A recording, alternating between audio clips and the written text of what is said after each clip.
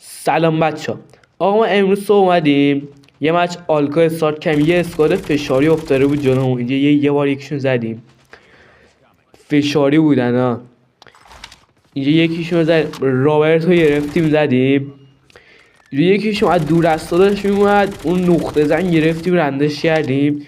یکی پشت اون سنگون چی زدیم رفت اونور. و اینجا اومدیم یه بات اینجا بود، بات رو زدیم.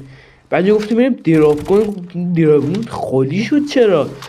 این اومده داشته و اچس داره میکشه. اینجا گفتم یه بازار همون تموم شد، میزنم میمیرم زدم. یه راه شما بزنید رید. اینجا اینو زدیم. اینجا اینو اومدن فینیش دادن، یارمون رو زدن. اینجا از همون اسکواد بود. اینجا اومد یارمون زد، من اومدم اینجا گرفتم مانتریالم زدم. اوکی، اینو که زدیم اینجا داشتیم لوت میکردیم. رمسه متیک ایزی. اینم زدیم دانلود نداریم. ناموسا این رمسه یه بار هم نگرفته بودم، دان نداشتیم یه بار که گرفتیم. اینجا یکی از دور از داشت میومد، یه گفت بتسمنه. ما اینم گرفتیم زدیم. داشتیم رید. اینجا پشت سنگ بود، خسته نشد انقدر پشت سنگ بودی.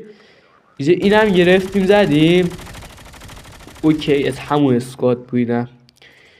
اینجا اینو که گرفتیم زدیم.